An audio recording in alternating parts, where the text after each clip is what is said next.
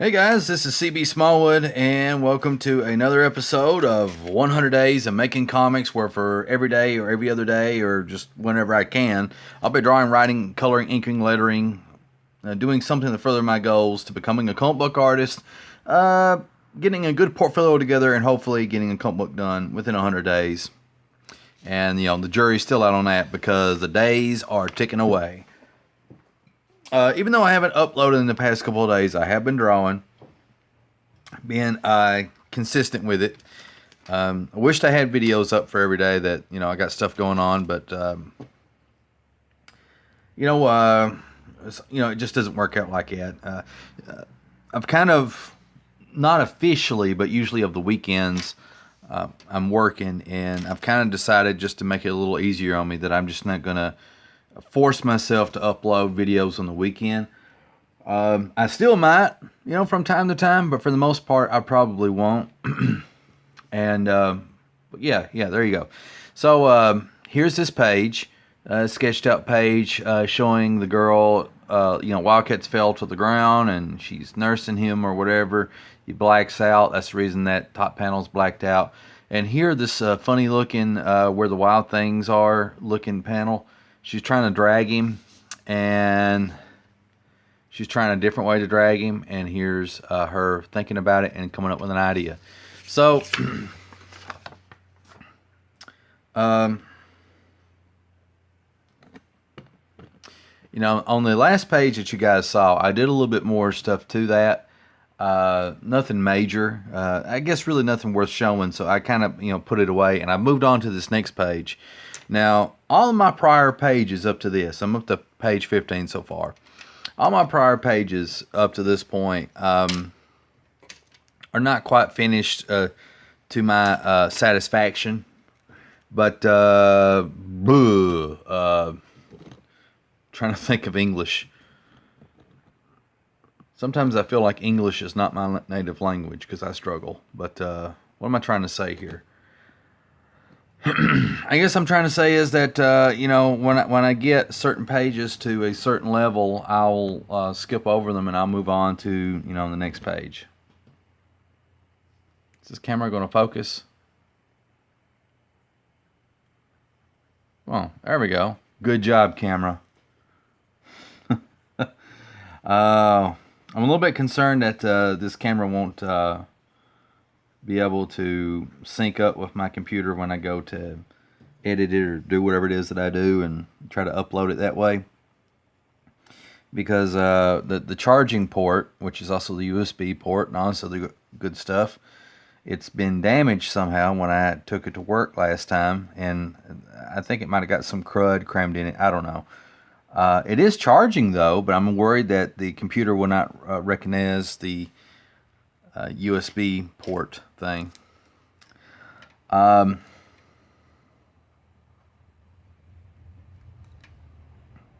there you go. There's that. So we'll see how this goes. I mean, if you're watching this, then I figured something out and everything's good.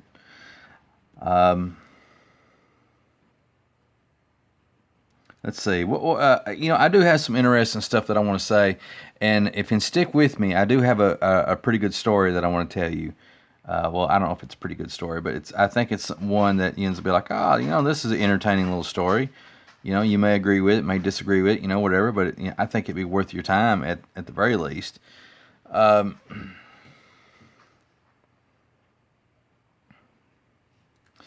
Well, I'm not just a guy trying to draw comics for a living. I'm also a guy who collects comics, buys comics. I'm a comic fan, okay? And I've been talking about this comic book company for about a month or two now on my videos called Alterna Comics, and I'm wanting to submit to them, but I need to find out, what kind of books they print, and what does the newsprint look like. And all this other stuff, and kind of see what their setup is, and all this other stuff, kind of know what you're getting yourself into before you get started. And before I go any further, there's more than a good chance that the publisher and the people behind Alterna Comics probably won't fool with me, and probably not going to be interested in publishing me. But that's okay. It is what it is. But here's where the problem comes in. So I've been wanting to get a hold of some Alterna Comics to kind of check stuff out, right? Well, I have a local comic book shop, about 30 miles from where I live, so I have to kind of drive there. Actually, it's probably more like 40 miles, I guess. Depends. But anyway, so I have to drive there and all this other stuff, and they're always pitching, like for people to have like a pull order where you pick books that you want to order, and then they'll take those books and they'll put them in a box that's specifically reserved for you. It's your box, and the whole idea is that you can come pick them up pretty much at your leisure for the most part, but they do expect you to pick them up eventually, because if you don't, they'll take those books and they'll put them back on the shelf, for other people to buy. But that's not really what I'm getting at. And what I am getting at is this. So, they're always pushing like, hey, if there's anything that you want that we don't have, you can order it out of the previews book, blah, blah, blah. Well, yeah, as a matter of fact, there is. Good sir, good ma'am, good lady, I want to order some Alterna Comics, So I find the page its own, and I was like, hey, this is what I want. And this started about a month and a half ago, give or take. And at this specific comic book store, and I'm not going to name these people because I'm not out to hurt them or anything like that. I'm just telling the story, you know what I mean? But really, I really wish they would learn from this experience, or maybe I'm the one that needs to learn. We'll see. We'll see how this story unfolds. But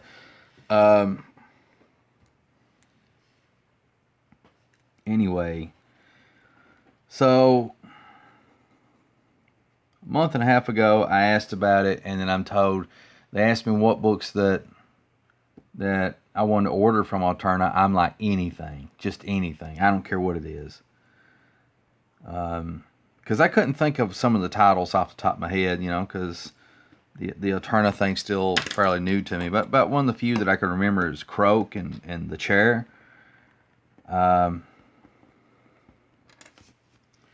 But I told them to order anything, and I was being sincere, because it's just, when you have comic books that are just $1.50, I can pretty much afford to buy like 10 books like it's nothing. Like, I don't know, jerk out a calculator and say $1.50 times 10, and it still ain't gonna be too much money. I mean, like, like these days, buying just 2 comics, you could be out $10 easy. I mean, it just depends on what books and stuff. So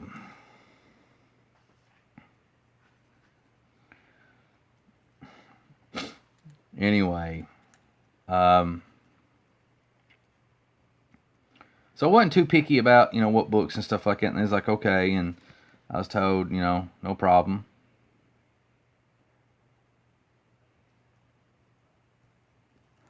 And they made me a pull list and all this other stuff, and got me all set up, and there we go. So next week pops around. I don't expect them to have the books the next week, but kind of an update. So the next weekend, I get up with them, and I'm like, hey, how's it looking? So the girl that arranged everything, she said that she passed word along. She hasn't talked to the guy, and so she really don't know what's going up, but But, for me to check back in with them, preferably call them and they'll let me know. But it's easier for me to just drop in because I'm at work, somewhat close by, so on the weekend, so it's just easier for me to just drop in. And, there might be some other books that they got that I might want to look at too. So, all right, so that's the second weekend. Third weekend, I pop in, and, same girl, no new word, pretty much told me the same thing again. Okay, I'm fine with it. I'm cool. She's nice, so I'm nice. We're all good, right? Fourth weekend, that girl no longer works there. She quit. It's not because it was like a bitter quit. It's more like a better opportunities quit. So I'm asking somebody else, and the new girl has no clue what I'm talking about. I'm like, okay, well, what about, I'm supposed to have a pull list. I don't have a pull list. Okay. And, they don't even bother to try to make sure they got me set up with one either. It's just kind of whatever. I'm like, all right.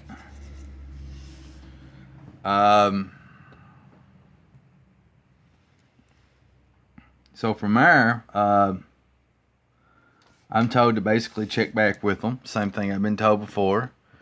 So I'm cool with it. So I think up to this point, that might be visit number 4. All right, the next weekend, visit number 5. What happened there? Well, let's see.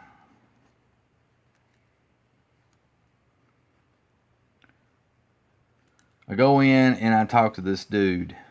And this guy he's got a man bun. He's got a beard. And he has a curled mustache. The classic curled mustache of manly men from a bygone era. And, I think the word that some people would describe this individual as somebody who is a hipster. I don't know if he's a hipster or not, but, doesn't matter. But I talked to him about it. No. Yeah, I think I talked to him about it. I talked to somebody. But anyway,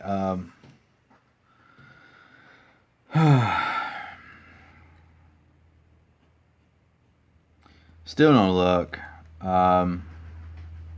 Nobody knows nothing. So I'm playing it cool. I'm just being reassured, and just to look into it. And then the comic book store moves from downtown to, it moves from a very business-centric area where there's lots of foot traffic to downtown where it's hidden behind some buildings. And I find where the new location's at. And I actually sent a message to the comic book shop owner like, hey, I was wondering about, have you ordered any alternative comics? And whoever, I think the comic book shop owners had no clue about it. I'm like, okay. And, he said that they're in the process of, they're still trying to get everything moved. And I understood that. So I pop in and, oh yeah, I talked to, I'm fairly certain I talked to the hipster guy for sure this time. Maybe not that time before last.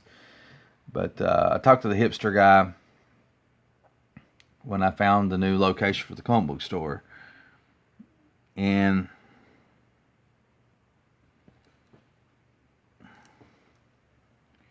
I said, listen, I've been asking about these, books for a while, and it's been over a month now, and nobody can really tell me anything. He's like, well, just write it down right here, man. Just write it down, and I'll look into it for you, okay? I'm like, all right, cool.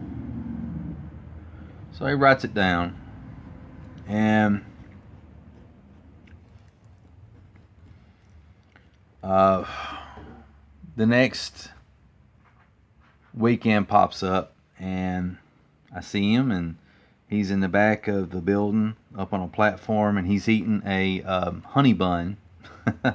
He's eating a honey bun, right? And I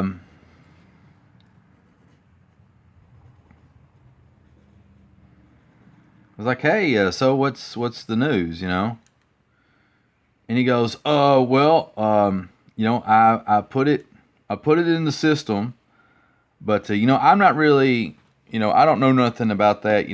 Mark's the one that handles all the ordering, so. And then he gets quiet. He eats his honey bun. The phone rings, and he starts talking on the phone. And that's the end of it. And I just look at him,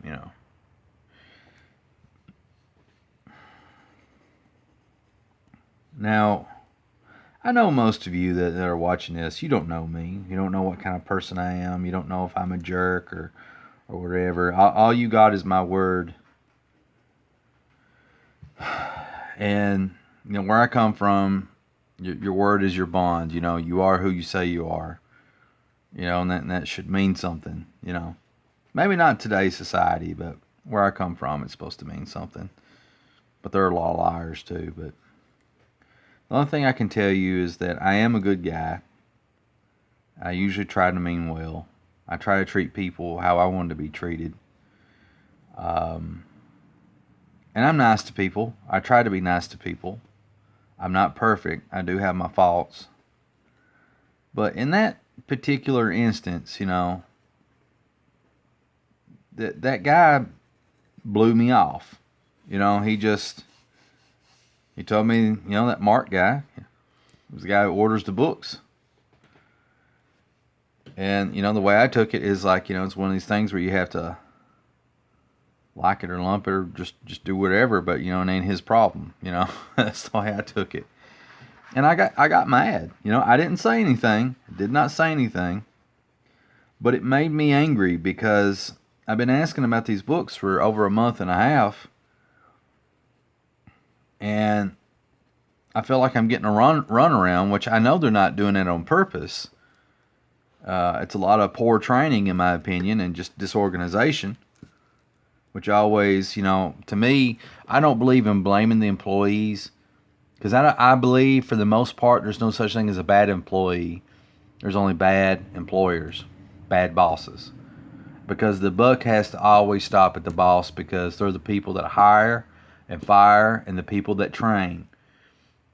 And most of the time, most issues can be fixed by actually training your employees to be good employees. And rewarding the good employees, punishing the bad employees, and if you can't correct bad behavior, you let those people go. The buck always stops at the boss, in my opinion. But anyway, so the hipster guy, he blew me off. Maybe he didn't mean to come across that way. Maybe that honey bun was so delicious and so rewarding that he lost his mind a little bit and went to another world of happiness and forgot that, he had a customer that had a concern. And the guy knows that I've been asking about this for a month and a half. That's the thing that kills me. And yet for him to, be that way, I kind of felt that wasn't too cool. That wasn't a nice thing to do. And let me give my opinion here. I mean, I've already given my opinion for the most part, but let me go further.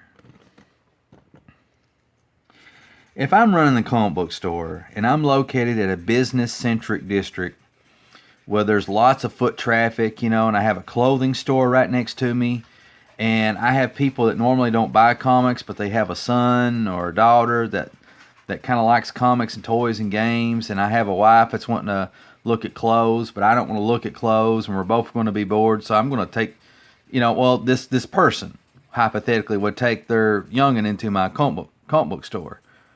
They just walk in there, and then they'll have like a little thrift buy, where they'll buy the kid an Archie comic, or something like that, or some dollar special that I can't get rid of off of a normal comic fan. I mean, they made some decent money off that foot traffic. off this business-centric area. But now they've moved, probably because they couldn't afford their rent and they got way too many employees. Now they've moved to downtown, and where I'm from, downtown, the majority of downtowns and a lot of Appalachian towns are poorly designed and laid out. And I don't say that with arrogance. I'm just saying, they're just made in such a way that that the only thing you can do is drive through them. There's very little parking. It's inconvenient.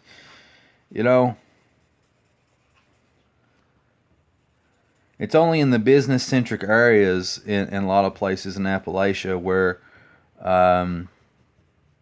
you get adequate parking and places to to walk and stuff like that. But a lot of downtown areas throughout Appalachia and throughout Kentucky are just poorly designed, really bad designs, and they're really overdue a restructuring, in my opinion. But that would have to come at the state level and federal level because, a lot of local leaders, they're not that emotionally invested in making sure that they have downtowns that are thriving. But that's a different issue, and I don't mean to sound like a butthole. I'm just saying.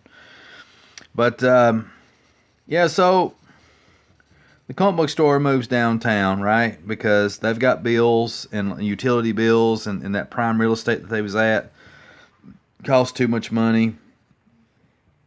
So they move, which is a smart thing. But they move to, downtown, where parking's few in between and stuff like that. Not a lot of foot traffic. Dropped my camera. And, well, anyway. Shucks. That's dumb. Dumb.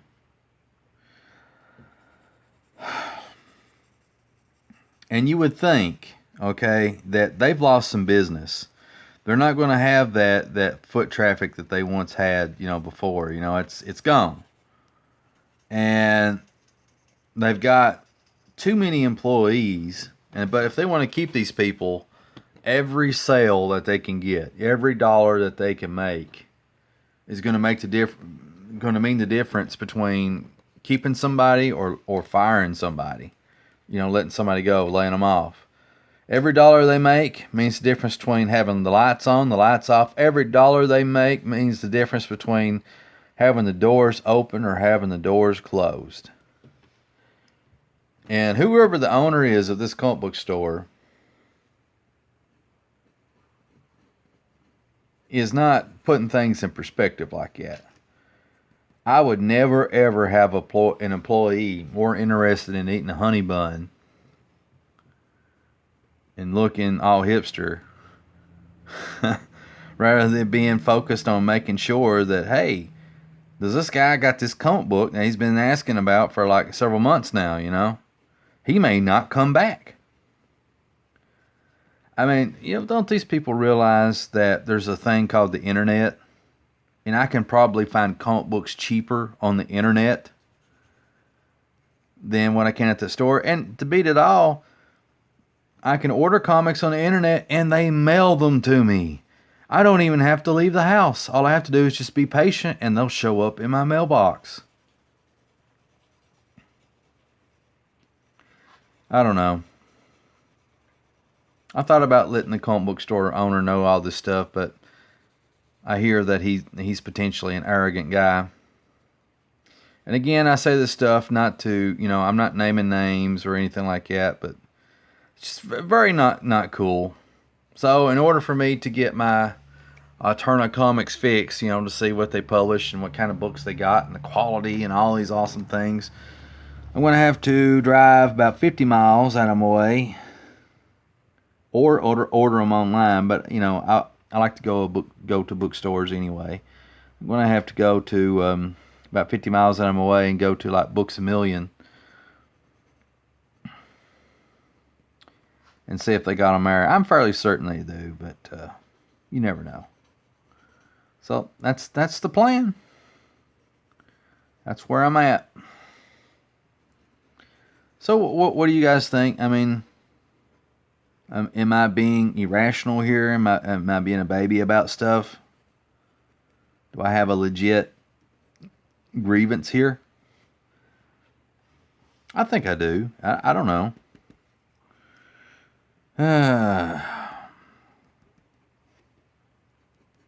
Seemed like I had some other good stories that I wanted to tell you all too, but I can't remember what those stories are. Let's zoom out here. Okay. So pretty much everything I did on this page was kind of darken things in and outline stuff a little bit better, but that's about it.